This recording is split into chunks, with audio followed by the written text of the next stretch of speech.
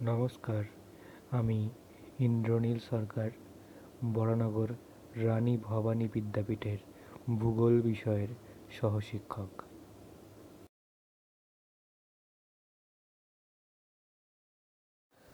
আজকে আমরা ভারতের অর্থনৈতিক পরিবেশ সম্পর্কে আলোচনা করব। ভারতের অর্থনীতি বৈচিত্র্যময়। কৃষিকাজ, হস্তশিল্প, বস্ত্রশিল্প, উৎপাদন এবং বিভিন্ন সেবা ভারতের অর্থনীতির অংশ। ভারতের শ্রমশক্তির 2/3 প্রত্যক্ষভাবে বা পরোক্ষভাবে কৃষিখাত থেকে তাদের জীবিকা নির্বাহ করে। অর্থাৎ ভারতের অর্থনীতির কৃষিকাজ একটি বিশাল বড় অংশ। তবে সেবা খাত ক্রমেই প্রসার লাভ করছে এবং ভারতের অর্থনীতির একটি গুরুত্বপূর্ণ অংশ হয়ে উঠছে। ডিজিটাল যুগের আবির্ভাবের পর ইংরেজিতে সাবলীলভাবে কথা বলতে পারা পারদর্শী তরুণ ও শিক্ষিত লোকের সহজলভ্যতাকে কাজে লাগিয়ে ভারতে আউটসোর্সিং, ক্রেতা সেবা ও কারিগরি সহায়তা দানের একটি গুরুত্বপূর্ণ অঞ্চলে পরিণত হয়েছে। ভারত সফটওয়্যার, আর্থিক সেবার ক্ষেত্রে সারা বিশ্বে অতি দক্ষ শ্রমিক সরবরাহ করে থাকে। এছাড়া ওষুধ শিল্প, জীব প্রযুক্তি, ন্যানো টেকনোলজি, টেলিযোগাযোগ, জাহাজ নির্মাণ, বিমান ভ্রমণ এবং পর্যটন শিল্পগুলিও ভবিষ্যতে জোরালো প্রবৃদ্ধির সম্ভাবনা রয়েছে।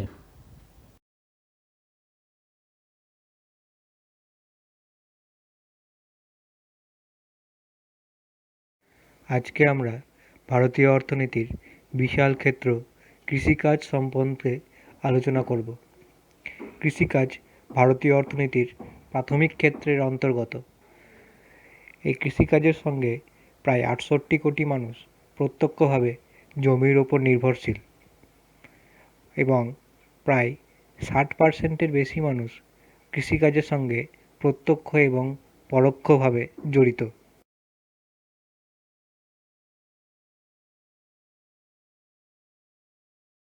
এই কৃষিকাজ ইংরেজি প্রতিশব্দ এগ্রিকালচার একটি দুটি লাতিন শব্দের সমষ্টি। অ্যাগার এই কথার অর্থ হচ্ছে ভূমি এবং কালচার এই কথার অর্থ হচ্ছে কর্ষণ। অর্থাৎ এগ্রিকালচার কথার অর্থ ভূমির কর্ষণ। বর্তমানে যদিও কৃষিকাজের মধ্যে পশুপালন, মৎস্য চাষ, বৃক্ষরোপণ প্রভৃতিও অন্তর্ভুক্ত হয়েছে।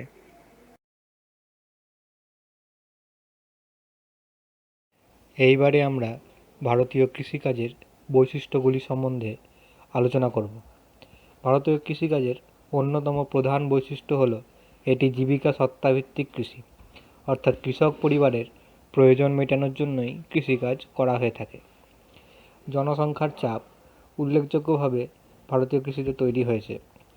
প্রায় 141 মিলিয়ন হেক্টর জমিতে কৃষিকাজ করা হয়, যার মধ্যে প্রায় 68 কোটি মানুষ প্রত্যক্ষভাবে জমির উপর নির্ভরশীল।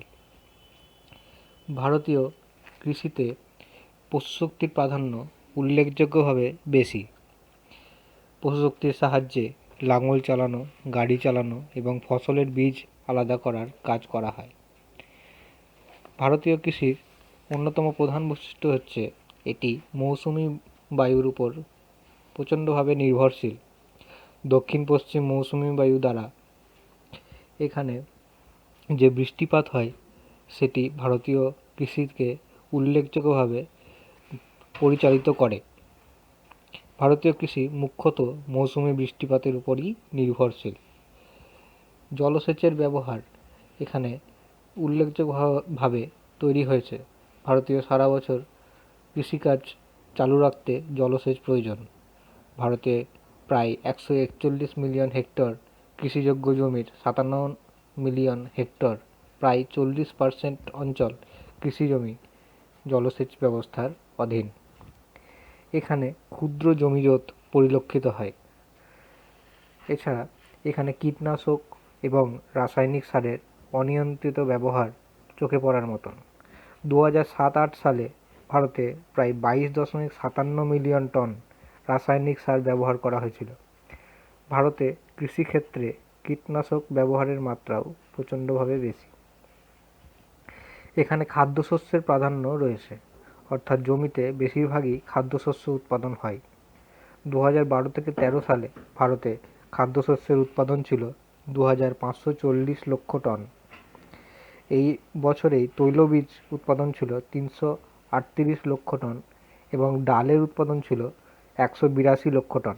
অর্থাৎ দেখতে পাচ্ছি আমরা যে খাদ্যশস্যের উৎপাদন প্রচণ্ড পরিমাণে হয়ে থাকে অন্যান্য বিষয়ের উৎপাদনের থেকে। পশুখাদ্যের অভাব এখানে উল্লেখযোগ্যভাবে পরিলক্ষিত হয়। ভারতের কৃষিতে আজও পশুপালন গুরুত্ব পায়নি, কেবলমাত্র গুজরাট রাজ্য এর ব্যতিক্রম। এছাড়া এখানে একাধিক শস্যের উৎপাদন হয়। ভারতীয় কৃষির একটি উল্লেখযোগ্য বৈশিষ্ট্যই হচ্ছে বহু শস্যের উৎপাদন। পারিবারিক চাহিদা পূরণের জন্য বহু শস্যের উৎপাদন করা হয়ে থাকে।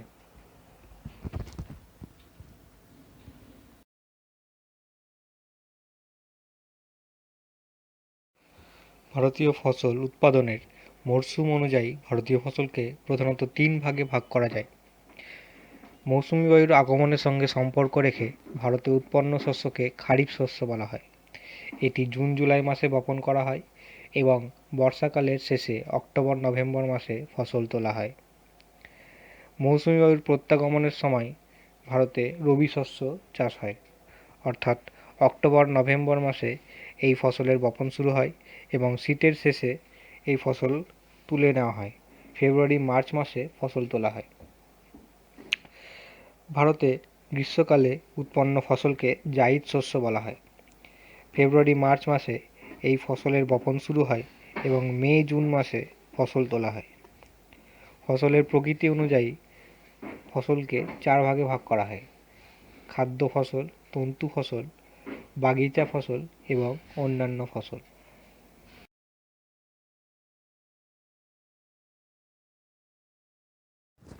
এইবারে আমরা ভারতীয় কৃষির সমস্যাগুলি সম্বন্ধে আলোচনা করব। ভারতীয় কৃষির প্রধান সমস্যা হলো এটি অত্যধিক প্রকৃতি নির্ভর। ভারতের 141 মিলিয়ন হেক্টর জমিতে প্রায় 85 মিলিয়ন হেক্টর জমির ফসল উৎপাদন হয়, যা পুরোপুরিভাবে বৃষ্টি নির্ভর, অর্থাৎ 60% জমির ফসল বৃষ্টি নির্ভরতায় উৎপন্ন হয়। মৌসুমি বৃষ্টিপাতের ঘাটতি হলে ফসল উৎপাদন হ্রাস পায়। জলসেচের আওতায় থাকা 57 মিলিয়ন হেক্টর জমিতেও পরোক্ষভাবে মৌসুমি বৃষ্টিপাত নির্ভর। মৌসুমি বৃষ্টিপাত নির্ভরতা ভারতীয় কৃষির প্রধান সমস্যা। এছাড়া ভারতীয় কৃষিতে উদ্বৃত্ত অনেক কম। 121.02 কোটি জনসংখ্যার খাদ্যের যোগানের পর ভারতীয় উৎপন্ন ফসলের উদ্বৃত্ত খুবই কম থাকে। হেক্টর প্রতি উৎপাদন 2462 কেজি। প্রাচীন পদ্ধতিতে উৎপাদন হওয়ায় উদ্বৃত্ত কম হয় এবং ভারতীয় কৃষি খুব একটা লাভজনক নয়। খাদ্যশস্যের প্রাধান্য এই কৃষির অন্যতম সমস্যা। ভারতের খাদ্যশস্যের উৎপাদন সবথেকে বেশি হয়। আঞ্চলিক বিশেষীকরণ একটি অন্যতম সমস্যা, যেটি হচ্ছে একটি অঞ্চলে বিশেষ বিশেষ কৃষির উন্নয়ন হয়েছে, অর্থাৎ কোনো একটি অঞ্চলে ধান বেশি উৎপন্ন হয় তো কোনো একটি অঞ্চলে গম বেশি উৎপন্ন হয়। এই আঞ্চলিক বিশেষীকরণ এই ফলে উন্নয়ন সঠিকভাবে সম্পন্ন হয়নি। এছাড়া রয়েছে বহু ফসল উৎপাদন। পরিবারের চাহিদা মেটানোর জন্য বহু ফসল উৎপন্ন হয় এবং ফসলের উদ্বৃত্ত হয় না, এর ফলে ফসল উৎপাদন লাভজনক হয় না। এছাড়াও বিভিন্ন সমস্যা রয়েছে, যেমন এটি হচ্ছে জীবিকা সত্তাভিত্তিক কৃষি। মাথাপিছু উৎপাদন ভারতীয় কৃষিতে খুবই কম।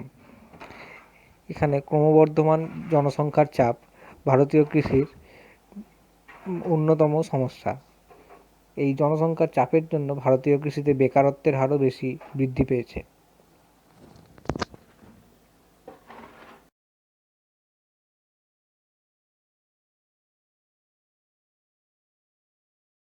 স্বাধীনতার পর থেকেই কৃষিকাজ উন্নতির জন্য বিভিন্ন পদক্ষেপ গ্রহণ করা হয়েছে। উৎপাদনশীল বীজ, স্বাধীনতার পর থেকে উচ্চ ফলনশীল বীজের ব্যবহার প্রায় বেড়েছে 20 গুণ। জলসেচ, দ্রুত হারে জলসেচ ব্যবস্থার প্রসার ঘটিয়ে জমিকে বহু ফসলি জমিতে পরিণত করা হচ্ছে। সার, কীটনাশক, যন্ত্রপাতির ব্যবহার বৃদ্ধি করে এবং সঠিক পরিকল্পনার মাধ্যমে এগুলি ব্যবহার বাড়ানো হচ্ছে। এর ফলে একদিকে যেমন ফসলের উৎপাদন বৃদ্ধি পাচ্ছে, তেমন পরিবেশের উপর বিরূপ প্রভাব কমছে। কৃষির উন্নতির জন্য ব্যাংকিং ব্যবস্থার মাধ্যমে কৃষকদের সহজ শর্তে ঋণ দান করা হচ্ছে। এই কারণে ভারত সরকার কৃষিতে ঋণ দানের জন্য অসংখ্য গ্রামীণ ব্যাংক এবং কৃষি ব্যাংক স্থাপন করছে। প্রায় 10 কোটির উপর মানুষকে দেওয়া হচ্ছে কিষাণ ক্রেডিট কার্ড, এছাড়াও অন্যান্য পরিষেবা। সারা ভারতে সবুজ বিপ্লবের প্রসার ঘটানোর ব্যবস্থা করা হচ্ছে। উত্তর পশ্চিম ভারতে শুধু গম উৎপাদন নয়, সারা ভারত জুড়ে সব ফসলকেই সবুজ বিপ্লবের আওতায় আনার চেষ্টা করা হচ্ছে।